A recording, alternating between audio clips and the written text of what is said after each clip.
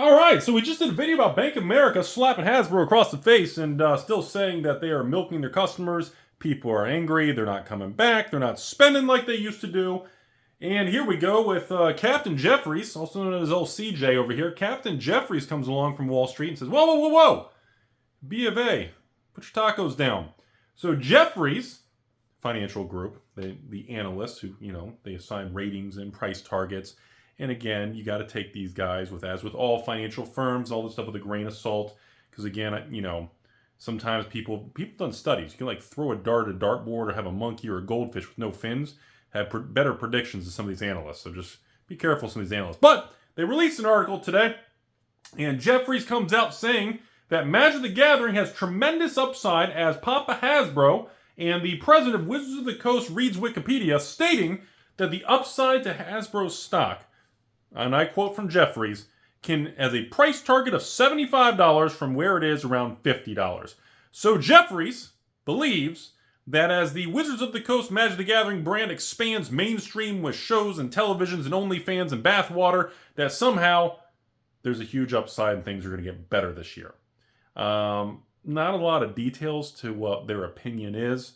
In my personal opinion, the only thing I can state on the Rudy side here is I have been telling you all on this channel that it appears the Magic market bottomed in November, December of 2022, around the infamous Magic 30 fiasco disaster that caused insane collateral damage to not only the marketplace, but the multi-billion-dollar secondary market with old cards, reserve list cards, vintage cards, ABU 4 Horsemen cards, and everything to new Magic. And then, of course, people claim that the new Magic continues to get obliterated based on the just indulgence of quantities of variants and versions, and as people are just screeching them to the heavens here, as people believe that, Wizards and Magic and Hasbro are simply making sports cards of the 90s with 100 versions. And there's so many flashy variants and versions of the same thing that nothing matters anymore and everything's getting wacky. So, here we are. My opinion, again, I believe we bottomed as far as the Magic and secondary market around November of 2022. Now, I also have been telling you all, in January we had Dominaria Remastered, came out, did incredibly well. Prices haven't tanked. I mean, single cards are down. I'm talking about sealed product prices have held very well. The collector boxes were dripping down, but now they've been going back up and very stable. Does not appear to be overprinted. Draft boxes are sitting the same 160, 170s-ish, bouncing around plus tax on the eBay TCG player range. And of course, then we move into Phyrexia, all will be 69 from February of 2023. And again, very successful standard product for Magic the Yu-Gi-Oh!ing as we handle washers and dryers with your stepsister. And that product, again, collector boxes, which is a big metric that everybody follows to see how much they're going to milk. What do they call it? Milk the golden goose? Isn't that what they said? What B of A say? They're going to milk it till it's dead. Anyways, so first standard set of 2023 did really well. Then we go into March. March of the Machines comes out. Right? We have the Stepmom set. March, April, which is where we are now. So, yeah, the prices in the March of the Machine Stepmom set has been really successful. Nothing has tanked. Prices are really stable. And once again, serialized cards appear to be working, at least for now.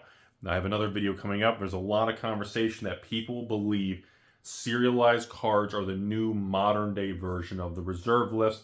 And it is kind of a weird version that they're using to kind of get around the reserve list, but to make something collectible again. There's a lot of chatter because it appears serialized cards are holding their own and making a big difference. So, now that we are at the end of April of 2023, now we're looking at the next set coming up here, which is going to be out in May. We've got a little baby set. We got the old Stepmom Aftermath set.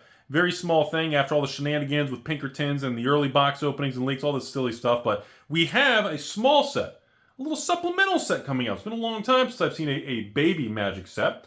And from what I've gathered, once again, print runs have been tightened for the collector boxes. Secondary market prices for the sealed product appear to be pretty stable going into it. We're not seeing any Boulder's Gate pre-sale disaster. And on top of that, well, from all the stores I've texted and talked to, which is at least one person in my basement, Everyone claims that that distributors have told everybody across the board you're not going to get your full allocation, and it is going to be tightly done.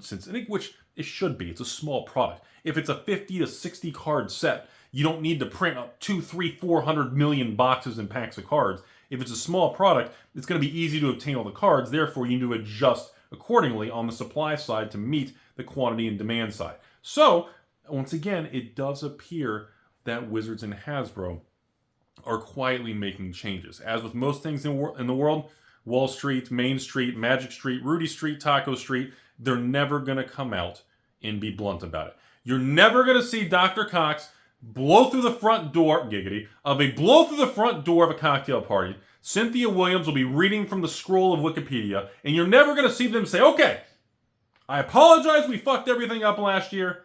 We've listened to you all. We're going to make adjustments. We're going to steer the ship right. No more Costa Concordias. We're not going to sink.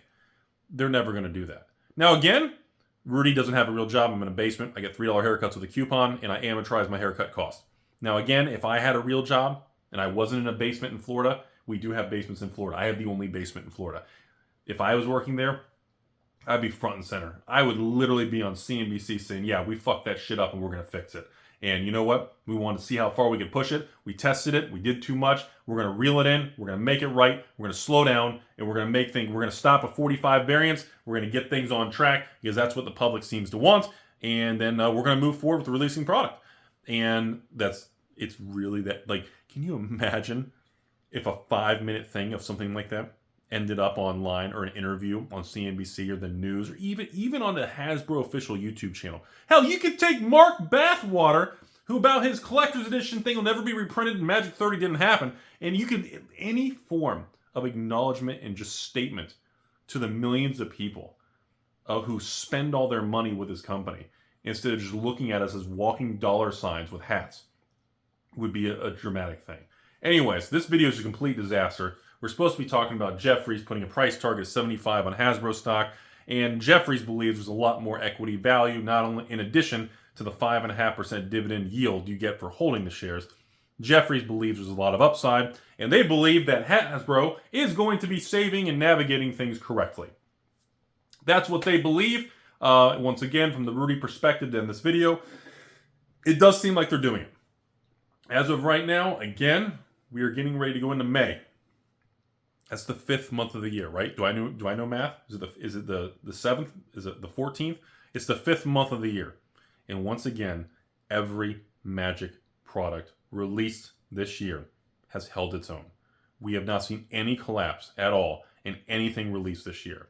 And that is an incredibly positive sign that no matter all the memes and jokes we talk about with this company, the corporate executives who clearly know what they're doing, no matter how much we yip-yap about this stuff, the data currently shows that they are releasing good products, people are happy with the products, and they are not printing to oblivion.